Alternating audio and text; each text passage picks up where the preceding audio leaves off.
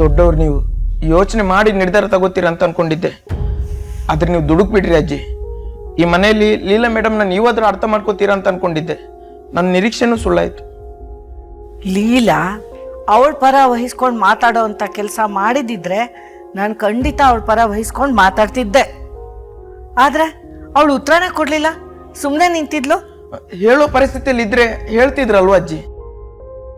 ಪರಿಸ್ಥಿತಿ 1000 ಬರಲಿ, ತಾಳಿ ಅನ್ನೋದು ಗಂಡನ ಆಯಸ್ಸು, ಶ್ರೇಯಸ್ಸು, ಸೌಭಾಗ್ಯದ ಸಂಕೇತ. ಜೀವ ಹೋದ್ರೂ ತಾಳಿ ಬಿಚ್ಕೊಡೋ ಕೆಲಸ ಮಾಡಬಾರ್ದಿತ್ತು, ಅದು ತಪ್ಪು. ಜೀವ ಹೋಗೋ ಸಂದರ್ಭ ಬಂದ್ರು ತಾಳಿ ಬಿಚ್ಚೋದು ತಪ್ಪೇ ಅಜ್ಜಿ. ಆದ್ರೆ ತನ್ನ ಗಂಡ ಯಾರ ಮೇಲೆ ಜೀವ ಇಟ್ಕೊಂಡಿದಾರೋ ಅವ್ರಿಗೋಸ್ಕರ ತಾಳಿ ಬಿಚ್ಚೋದು ತಪ್ಪಾಗತ್ತ ಅಜ್ಜಿ. ಅಂದ್ರೆ ಮನೆಯಲ್ಲಿರೋ ವಸ್ತುಗಳು ನಿಜವಾಗ್ಲೂ ಕಳ್ಳತನ ಆಗಿತ್ತು ಅಜ್ಜಿ. ಅದ್ರ ಜೊತೆ ಅಂತರ ಮೇಡಮ್ ಫೋಟೋನು ಕಳ್ಳತನ ಆಗಿತ್ತು. ಮತ್ತೆ ಪಾಲಿಶ್ ಮಾಡಿಸಿದ್ದು ಅಂತ ಹೇಳಿದ್ದು ಅದು ಲೀಲಾ ಮೇಡಮ್ ಎಲ್ಲಿ ಬಯಸ್ಕೋತಾರೋ ಅಂತ ನಾನು ಹೇಳಿದ ಸಣ್ಣ ಸುಳ್ಳು. ಕಳೆದೋಗಿರೋ ವಸ್ತುಗಳನ್ನು ನಾನೇಗೋ ಹುಡ್ಕೊಂಡು ವಾಪಸ್ ತಂದೆ. ಆದ್ರೆ ಅಂತರ ಮೇಡಮ್ ಫೋಟೋ ನಂಗೆ ಸಿಗ್ಲಿಲ್ಲ. ಎಜೆ ಸರ್ ಅಂತರ ಮೇಡಮ್ ಮೇಲೆ ಪ್ರಾಣನ ಇಟ್ಕೊಂಡಿದ್ದಾರೆ. ಅಂಥದ್ರಲ್ಲಿ ಅವ್ರ ಫೋಟೋ ಕಾಣಿಸ್ತಿಲ್ಲ ಅಂದ್ರೆ ಅವ್ರಿಗೆ ಮನಸ್ಸಿಗೆ ಎಷ್ಟು ನೋವಾಗ್ತಿತ್ತು ಅಂತ ಯೋಚನೆ ಮಾಡಿದ್ದೀರ ಅಜ್ಜಿ. ಈ ಫೋಟೋ ವಿಷಯ ಎಜೆ ಸರ್ಗೆ ಏನಾದ್ರು ಗೊತ್ತಾದ್ರೆ ಅವ್ರು ಕೋಪ ಮಾಡ್ಕೊಳ್ಳೋದಕ್ಕಿಂತ ನೊಂದ್ಕೋತಾರೆ ಅಂತ ಲೀಲಾ ಮೇಡಮ್ ಆ ಫೋಟೋನ ಹುಡ್ಕೊಂಡು ಹೋದ್ರು. ಅವ್ರ ಅಸಹಾಯಕತೆಯನ್ನು ಯೂಸ್ ಮಾಡ್ಕೊಂಡ ಆ ವ್ಯಕ್ತಿ ಜಾಸ್ತಿ ದುಡ್ಡನ್ನ ಡಿಮಾಂಡ್ ಮಾಡ್ದ. ಕೈಯಲ್ಲಿ ದುಡ್ಡೇ ಇಲ್ದಿರೋ ಲೀಲಾ ಮೇಡಮ್ ಬೇರೆ ದಾರಿ ಇಲ್ಲದೆ ಕುತ್ತಿಗೆಯಲ್ಲಿರೋ ತಾಲಿನ ಬಿಚ್ಕೊಟ್ರು.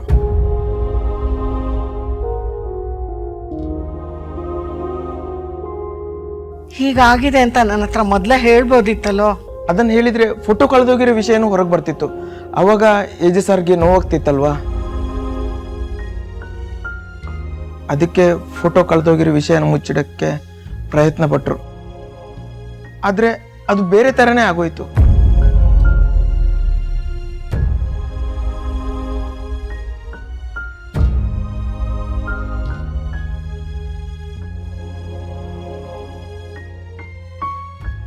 ಈ ಕಾಲನೇ ಸರಿ ಇಲ್ಲಪ್ಪ. ಇನ್ನೊಬ್ಬರ ಸಂತೋಷದ ಬಗ್ಗೆ ಯೋಚನೆ ಮಾಡೋ ಒಳ್ಳೆ ಮನಸ್ಸಿರೋರ್ಗೆ ಒಳ್ಳೇದಾಗೋದೇ ಇಲ್ಲ.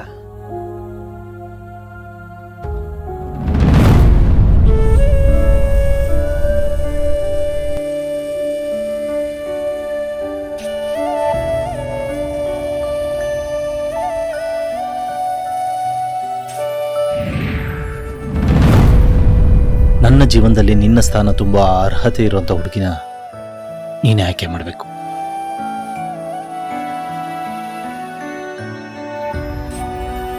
ಇದು ಒಂಥರ ಆಯ್ಕೆ. ನಾನು ಮದುವೆ ಆಗೋ ಹುಡುಗಿ ಇವಳೆ.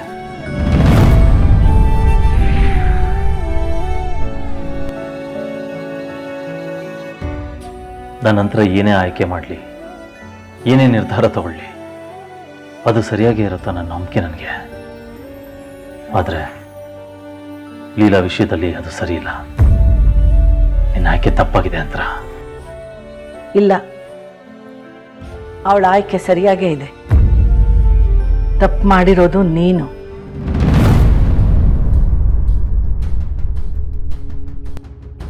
ಇಷ್ಟೆಲ್ಲ ಆದ್ಮೇಲೂ ನೀನು ಅವಳನ್ನು ವಹಿಸ್ಕೊಂಡು ಮಾತಾಡ್ತೀಯ?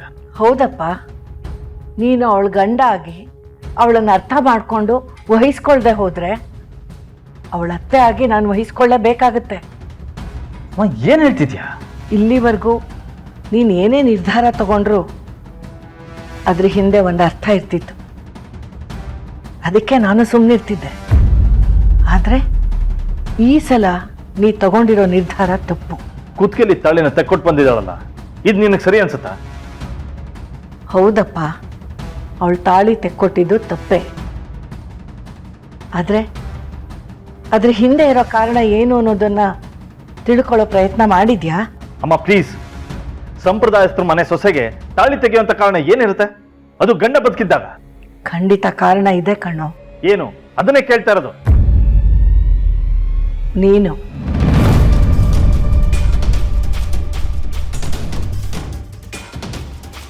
ಹೌದು, ನೀನೇ. ವಾಟ್? ನಾನಾ? ಹೌದು ಕಣೋ. ಅಲ್ಲಮ್ಮ, ಅವಳು ಬೇಜವಾಬ್ದಾರಿತನಕ್ಕೆ ನಾನು ಹೇಗೆ ಕಾರಣ ಆಗ್ತೀನಿ? ಬೇಜವಾಬ್ದಾರಿತನ ಅಲ್ಲ ಕಣೋ, ಅವಳು ಅಂತರ ತಂಗಿಯಾಗಿ ತನ್ನ ಜವಾಬ್ದಾರಿನ ನಿಭಾಯಿಸಿದಾಳೆ.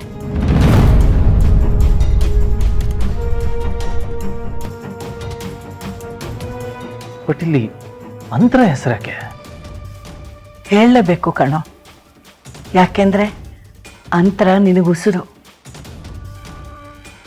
ಆ ಉಸಿರನ್ನು ಉಳಿಸ್ಕೋಬೇಕು ಅಂತಂದ್ರೆ ಲೀಲಾ ತನ್ನ ತಾಳಿನ ತ್ಯಜಿಸ್ಬೇಕಿತ್ತು. ಅಮ್ಮ, ನೀನು ಏನು ಹೇಳ್ತಿದ್ಯಾ ನನಗೇನು ಅರ್ಥ ಆಗ್ತಾ ಇಲ್ಲ. ನಂಗೆ ಆ ಫೋಟೋ ಬೇಕು. 10,000 ರೂಪಾಯಿ ಕೊಡಮ್ಮ. ದುಡ್ಡಿಲ್ಲ ಸರ್, ನಾನು ಏನ್ ಮಾಡ್ಲಿ? ನಿನ್ನಾಣೆ ಬರ, ಏನ್ ಬೇಕಾದ್ರು ಮಾಡು.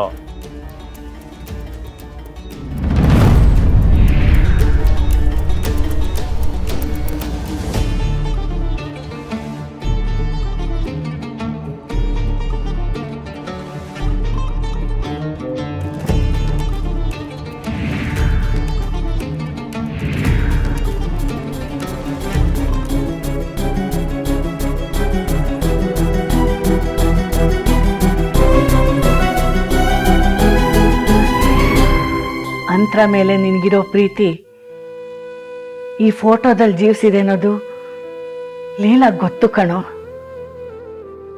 ತನ್ನ ಭಾವನೆಗಳಿಗೆ ಧಕ್ಕೆ ಆದ್ರೂ ಪರವಾಗಿಲ್ಲ, ನಿನ್ನ ಭಾವನೆಗಳಿಗೆ ಧಕ್ಕೆ ಆಗ್ಬಾರ್ದು ಅನ್ನೋ ಒಳ್ಳೆ ಮನಸ್ಸು ಅವಳ್ದು. ಅದಕ್ಕೆ ತನ್ನ ತಾಳಿನ ಕೊಟ್ಟು ನಿನ್ನ ಭಾವನೆನ ಉಳಿಸ್ಕೊಂಡು ಬಂದಿದ್ದಾಳೆ. ಒಂದು ವೇಳೆ ಅಂತರ ಫೋಟೋ ಹೋಗಿದ್ದಿದ್ರೆ ನೀ ಅದನ್ನ ಸಹಿಸ್ಕೋತಿದ್ಯಾ? ಯೋಚನೆ ಮಾಡೋ.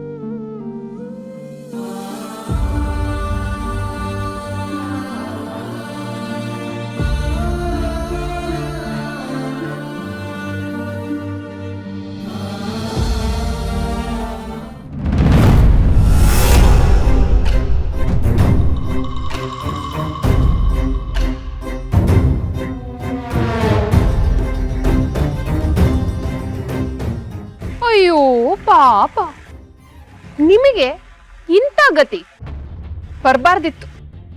ಏನು ಗ್ಯಾರಂಟಿ ಹಿಟ್ಲರ್ ಕಲ್ಯಾಣ